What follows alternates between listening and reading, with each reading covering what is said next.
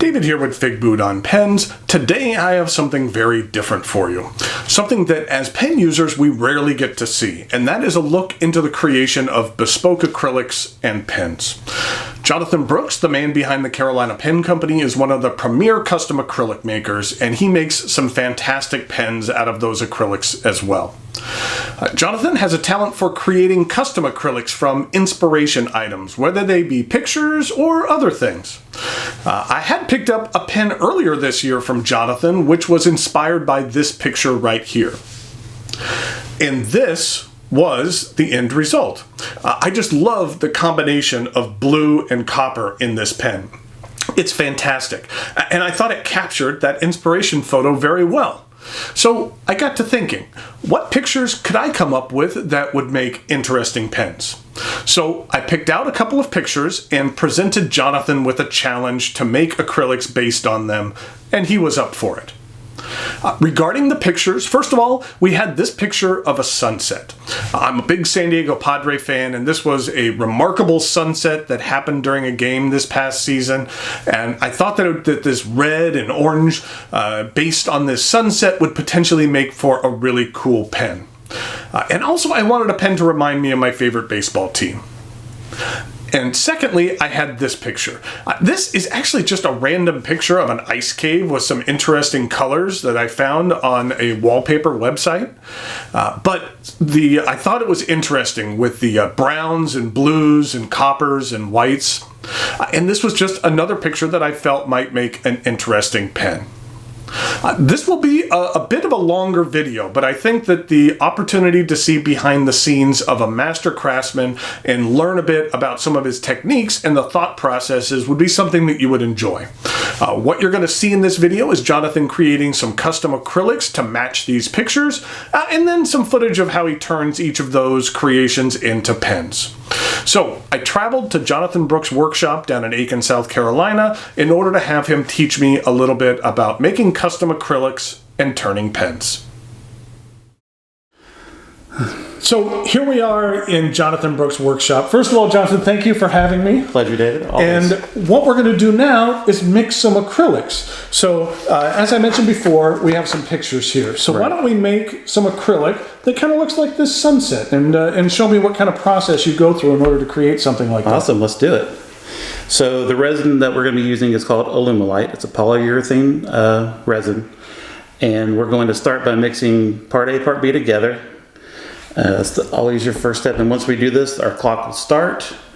And we'll have about 12 minutes to work with it, and then we'll do all our colors as we go along. How much thought do you put into the colors before? I mean, you've kind of planned it out much. Right. Yeah. Having a photograph definitely helps. I can kind of see the darker maroon kind of color near the top, fading into orange, fading into the yellow, the actual sun going down. So it gives me a little bit of prior planning, but at the same time, it's kind of fun to kind of play around with things in the moment as well. Kind of see what inspires you in the moment. Cool. So as I mix this, I'm gonna hit my timer, and now we're live.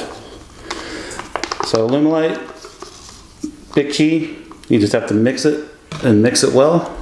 Is there a big difference in the different types of acrylics? Yeah, there's several different kinds, and they all have different, what they call pot life or open time.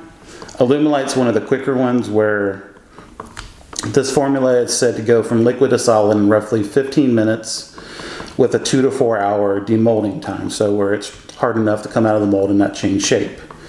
If you were to use, say, an epoxy resin, the pot life might be anywhere from 30 minutes to 45 to an hour, and need 24 hours to take out of the mold. And then there's polyester resin, which has a similar setup time to epoxy, but a faster cure time.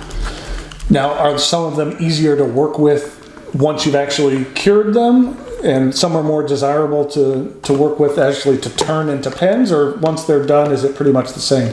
Alumilite and epoxy are the main two types of resins used for pen making. They're soft enough to be machinable, but hard enough to maintain a good polish. Polyester resin is like turning glass. Once it's cured, it's just way, way too hard. And you cannot put a thread or machine it very well. So now that I've broken those two down, let me add a little bit on about as equal as possible, maybe a little bit more orange. So from here, actually, let me put on my gloves real quick. That way I don't get too much pigment on myself. So just in the mixing alone and separating, we're already at the 2-minute mark. Yep.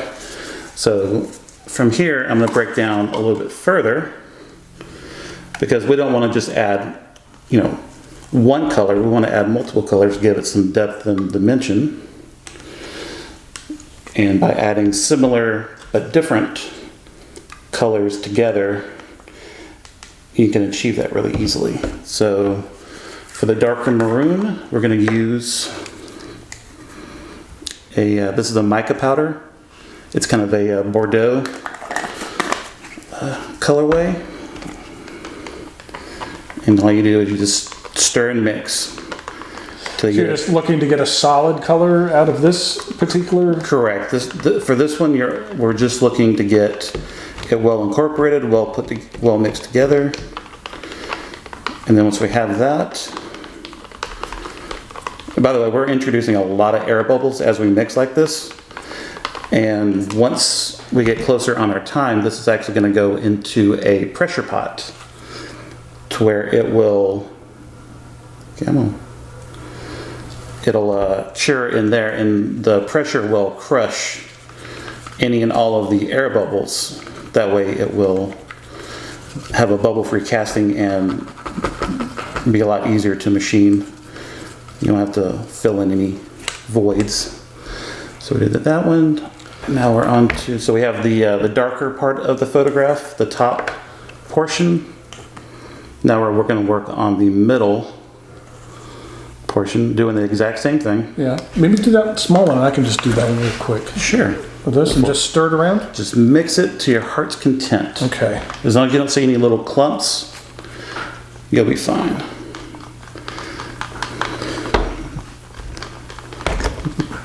Resin casting 101, David. Yeah, it has some real nice chatoyance to it. It's just some, and that's the mica powder aspect. So the secondary color I just poured, it's strictly an orange dye. There's no nothing solid to it, so it's very translucent. Good enough? Oh, that looks perfect. Okay, cool. All right, so from here, this is the actual sun itself. And we want that to be kind of the most flare, so to speak. So we're going to use, this is a color chameleon flake used in the car industry. So as this hits the sun, it'll shine in multiple tones. Cool. So if you wouldn't mind mixing that one for me. So this is like similar to when on the car paint, where you kind of look at it and then there's kind of a shimmer to it. Exactly. Yeah, this is that same exact pigment. I actually buy this from an automotive paint manufacturer. Get it straight from the source, the highest quality. That way it's UV resistant and all that other good stuff.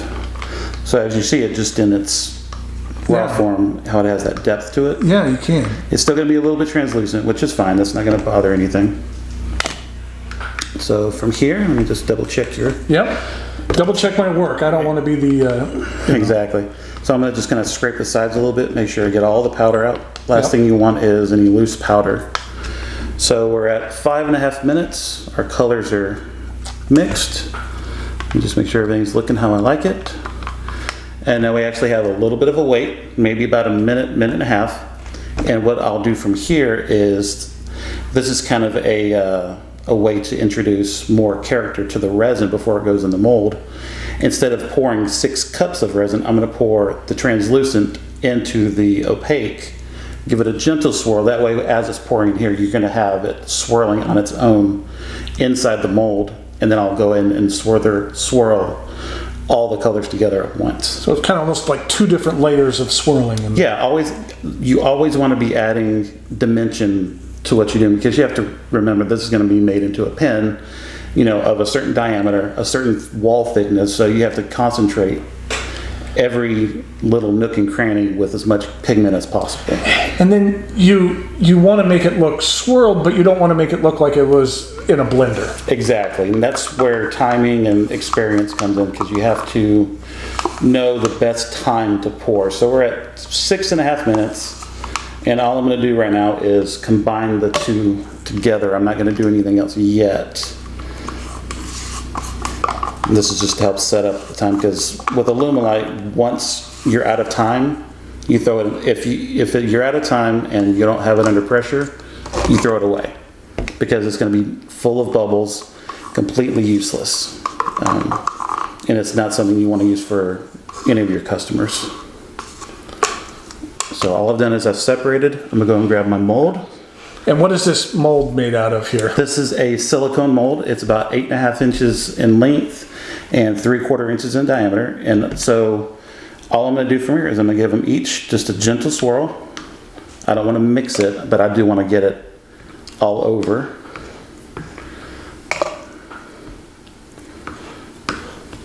All right, and just so I have a little bit more control. So from here, you have tons of different variations you can do with this, because you're using 3 colors, so you have at least 9 different pouring combinations. So I can do a little bit of the 2 darker colors, set those down, and then come in behind it with that brighter sun color, and you just layer this all the way up. Yep. As you can see why I have this silicone pad I'm pouring on, because I'm getting drips and little blobs everywhere. Well, I was going to say that you are keeping somewhat neat. It isn't, but I can imagine how this can be a very messy process, and I'm sure that you've done that plenty of times and made plenty of messes. Oh yes, this is not my usual casting surface. I'm sure you'll get a photo of it while you're here. How it is just completely covered in resin drippings. So just to make sure we're good to the last drop, fill this all the way up.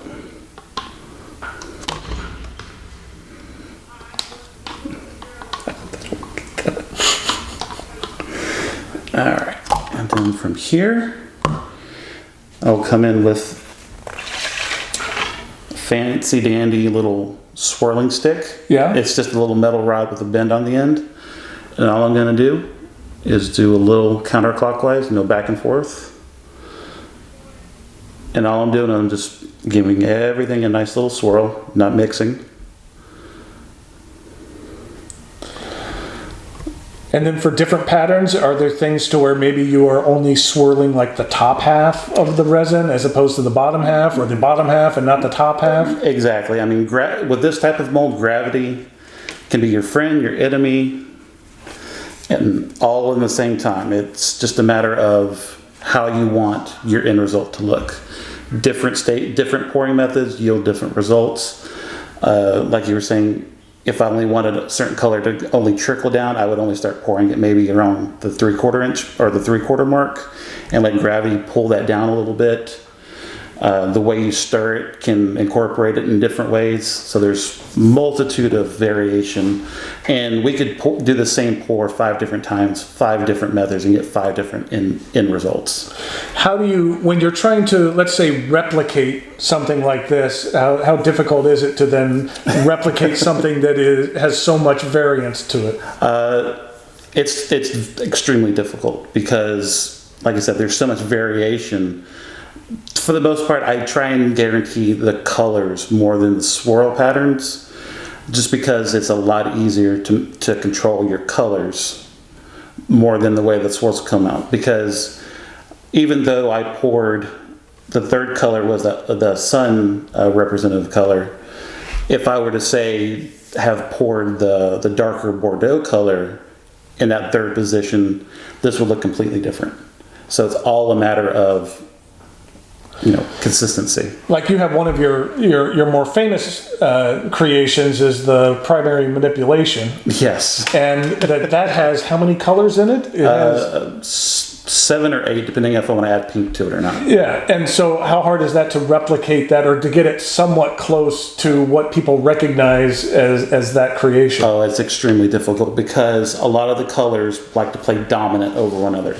Red, blue, and purple are the main components, mostly because if you add too much of one or the other, it doesn't necessarily mix and become purple, but the entire palette of the end result blank comes out more along the red side or the blue side.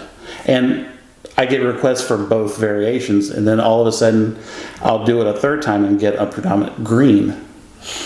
It all just depends on what order of operations the cup gets poured. But then again, that's one of the attractions of that material is that your pen is not going to look like anyone else's pen. Yeah, it's a double-edged sword. Some people absolutely love the variation, and then there was some that like, but I want it in the blue tone.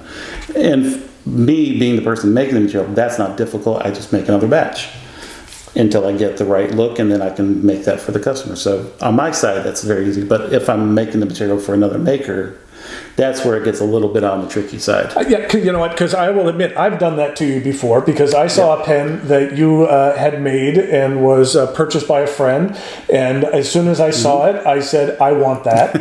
And so I contacted you and basically said, "What they have, one more, please." Yes. But I know that that it could. There's variation, and you were able to produce something, or you had something that was very, very close, and it was perfect, and I loved it. But I was guilty of that. Give me one exactly like this because I really like that. Yeah, and that's fine. And like I said, I get to make the material so I can have a failure rate that's not going to be detrimental because the ones that you might not have preferred, somebody else is going to love just as much.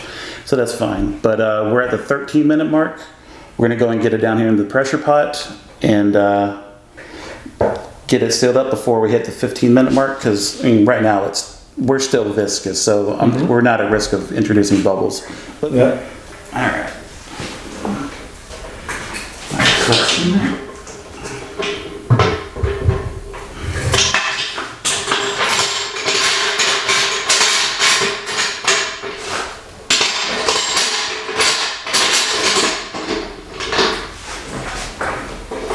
Going around now.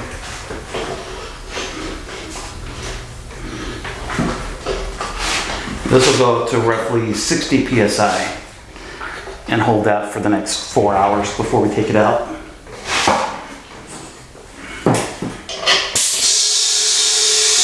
Okay, now we have a different picture, which is literally a random picture that I had as a desktop wallpaper for a while, but I thought it had some interesting colors. And so what type of challenge does something like this that has distinctive colors bring to the table as opposed to something like the sunset, which was just more of a blend?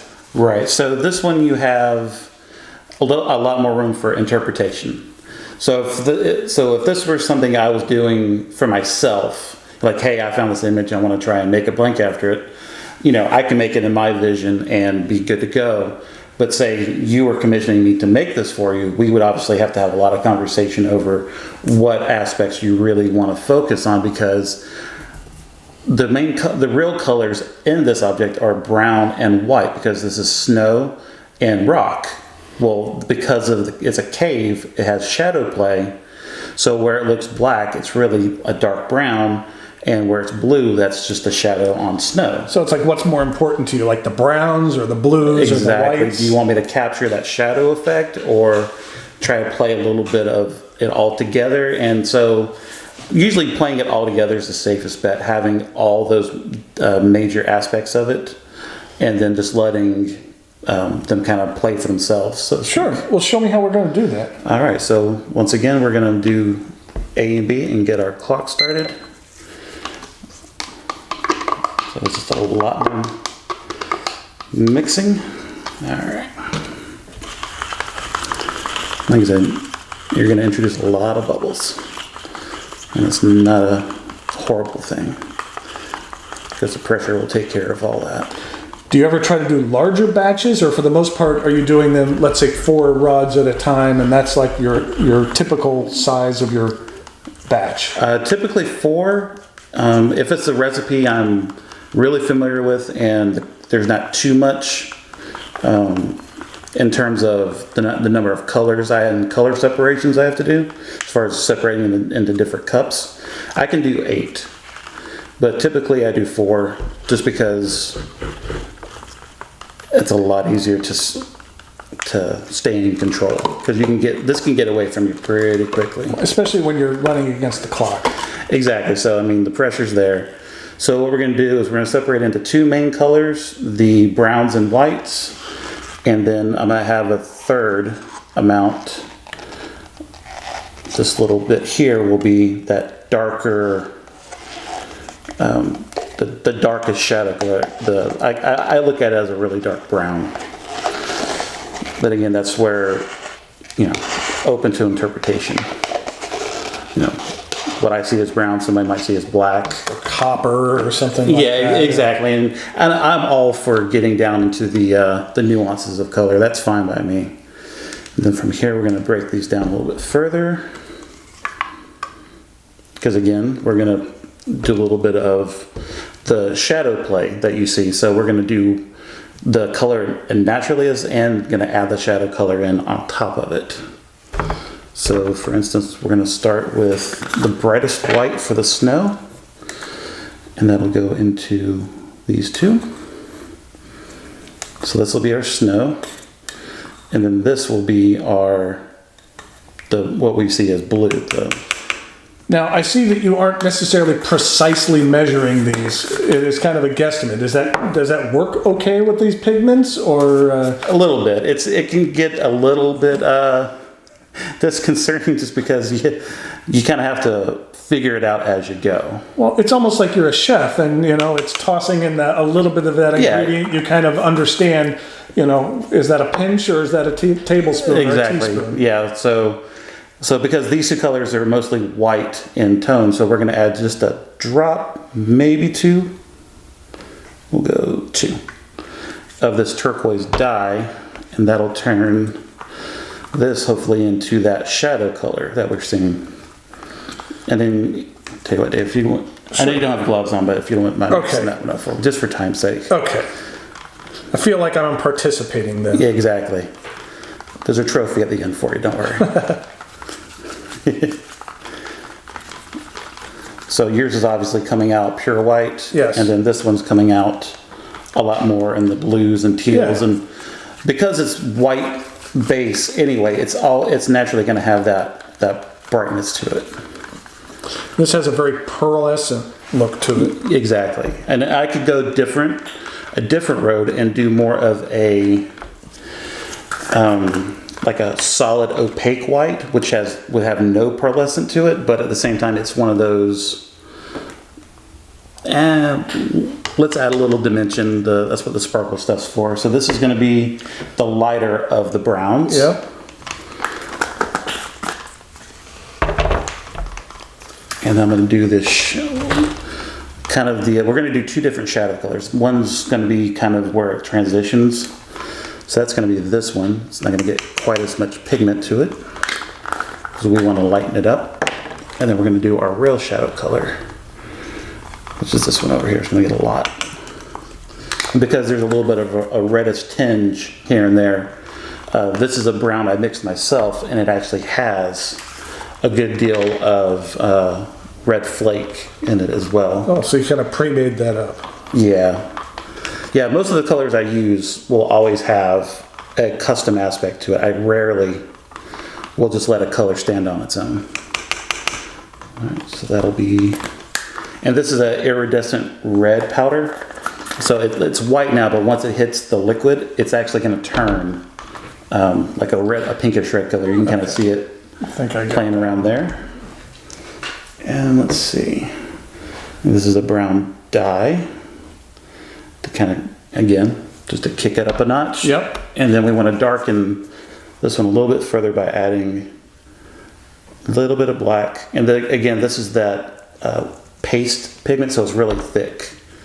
So if you will go ahead and get in on that one. I noticed that brown took longer to mix than the white. It seemed like it was just almost a different consistency. And that's a good observation, because it is. The whites are typically going to be a much finer mica size or particulate size. And anything else is going to be a little bit larger in particulate size. It just means it takes a little bit longer to incorporate. I mean, you could take all these same pigments and mix it into, a custom nail polish. Things like, other art or makeup related items.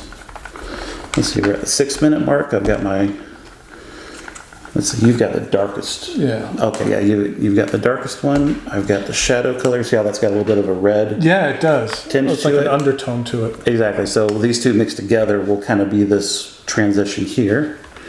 Let me just check over these guys. Now imagine doing this, 8 hours a day. I'm like Popeye. I've got one strong shoulder muscle over here, not so much on the left side. Let's see. So again, what we're going to do is we're going to mix the small cup into the larger cup to go ahead and layer these color tones together. Let's see. We're at the 7-minute mark on the timer. We're going to give it another 30 seconds. Go ahead and set myself up. And again, we're going to do these two colors. So these will go into here, and then I'll pour these two simultaneous. Yep. And then I'll drizzle in the darkest of the colors last. And that way it just kind of disperses all the colors around. And this will make the lights bright, actually shine out lighter. And it'll richen the darker colors. As opposed to just taking over the whole. Exactly. That's the goal. And we'll find out in about 4 hours. All right. So we're at the 7.5-minute mark. We're going to get our mold. I'm just going to incorporate A and B. David, if you want to go ahead, you can. I'll let you mix those two together. Okay. Just pour the blue color into the white. I'll scrape that out. Yep. And then just give it a very gentle, with this, or just get just a little turn. Little turn. Yep. Okay, there. Then that's not it. too much. Yep. And then that's done. And we'll go ahead and move all this off to the side. Because I have learned in my, years of doing this, popsicle sticks sticking out of materials creates a catapult. Topples things over. A little bit. All right, so we're at 8.5 minutes. So I'll just do a little bit of both at the same time. And come in with that darker color just a little bit. And you can kind of see it just right here on top. Yeah. How it's starting to already look like this. So hopefully, when it's all said and done and turned into a pen, it'll still translate the same way. Yeah, it's just really a confluence of all these different parts. Right.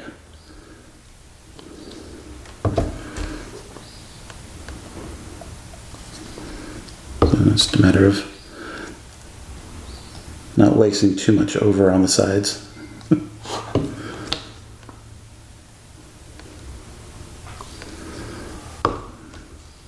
The other thing is you're kind of flying blind when it comes to pouring into the molds. Yeah. Let's see.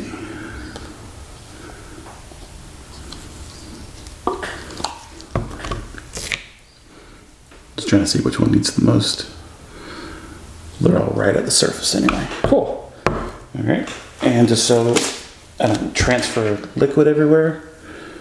Now with this, I don't want to stir hardly at all. So all I'm going to do is push up and down. I'm not actually going to spin this. Yeah. I'm going to use it almost like a hook. Just so it mixes it slightly. Right. So for instance, I'm going to push all the stuff from the top towards the bottom, and then pull what's at the bottom back up to the top. So it's just creating a little bit of movement versus a complete swirl together. And hopefully that'll come out nicely. Go ahead and clean up after myself. We're at 10-minute mark. And because we didn't swirl very much, we're going to go ahead and get this under the pressure. And that way it's ready to go and we don't have to worry about it. All right. Try to find the most level place.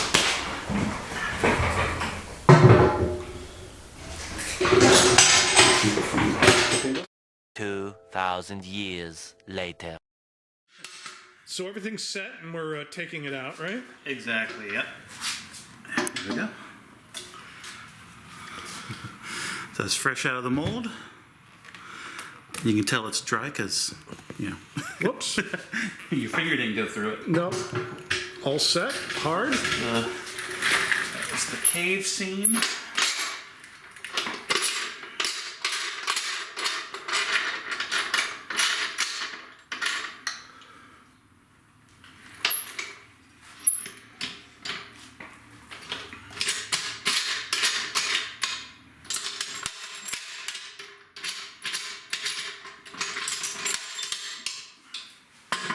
Now we have, There's the red ones. yep, the sunset.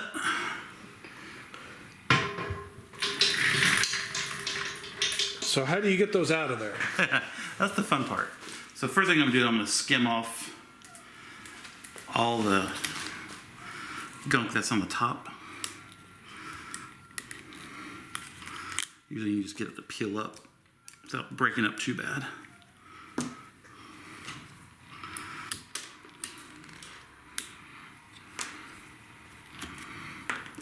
Just makes it easier to clean up at the end. Because we're going to use compressed air to take these out. And the air is going to shoot all these little stuff all over the shop.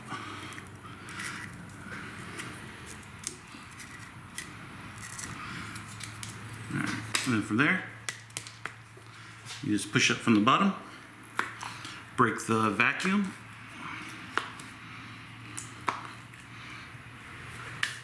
Take some compressed air. Oh, yeah, let me back up. Yeah, so you might want to back up for this one.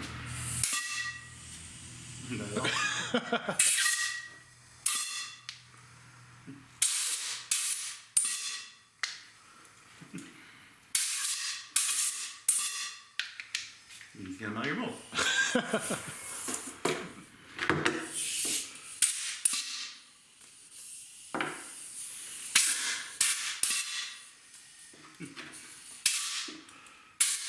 You can't just normal like that. Where's the fun? Yeah, where's the fun in that? Fun in that? So here we have the final rod stock, right? That's right. And so let's actually just take a look at these pictures. And so we can see here how this one matches this one with the varying colors. Right. So you have your lighter browns and then your darker browns leading into your shadows, and then your whites with the blue shadow. You can see streaks of blue coming through. But then you also never quite know what's going to be underneath. And so no. when you actually turn it, it can turn into something a little bit different than what you see on the outside. Oh, absolutely. Yeah, that's the fun part. Yeah. And then in regard to the other one, oops, let's grab that.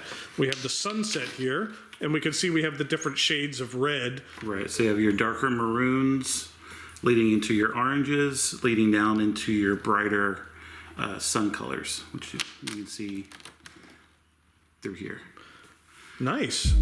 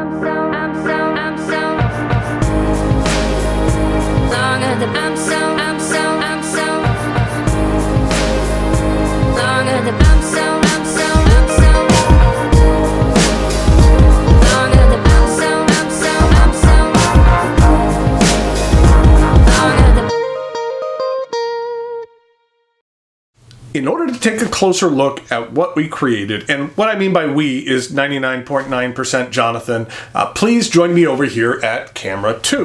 First up, we have the inspiration photo for the first pen, and then this is what it turned out looking like.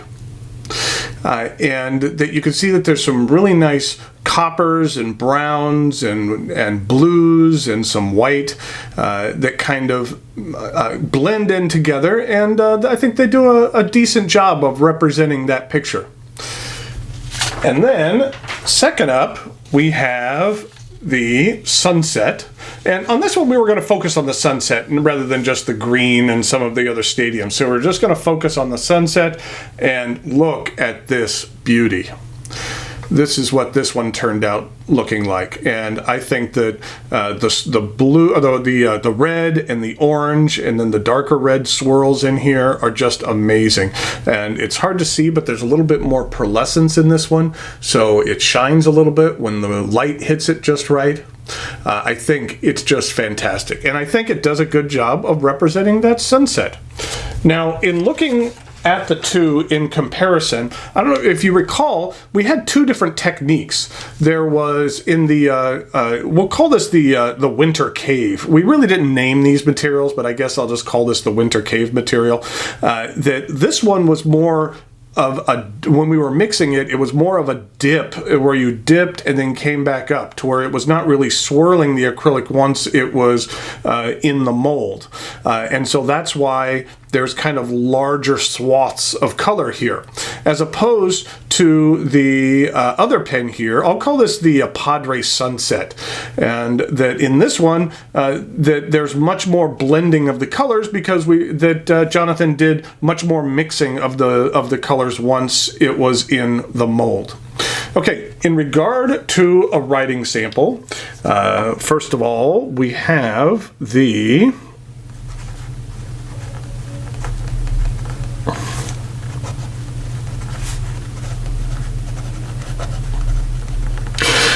Carolina Pen Company, and this particular model is called the Charleston. And this has a bold stainless steel nib, and the ink that I'm using for this one was Carolina Pen's custom ink that he had made by Robert Oster, which is Robert Oster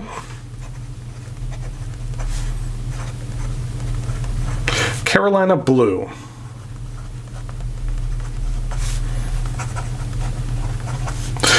And this broad nib is very nice. Jonathan, besides making the pens and making the acrylic, then he will also tune every nib before it goes out the door as well. So we can tune those to your specifications.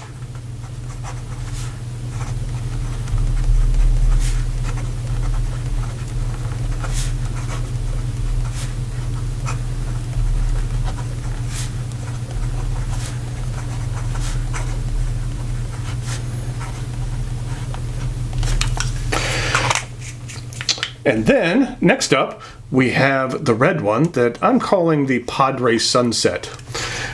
So we'll just say that this is the Carolina Pen Company.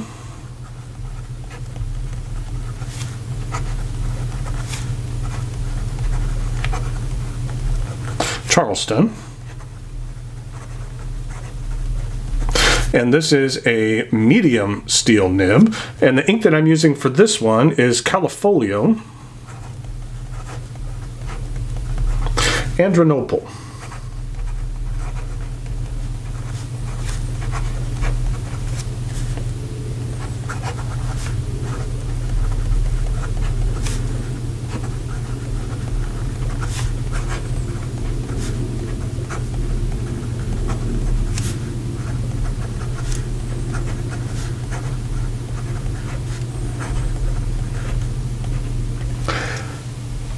So in the end, I think we ended up with two very cool pens. They look different, but I think that they are true to the pictures that inspired them.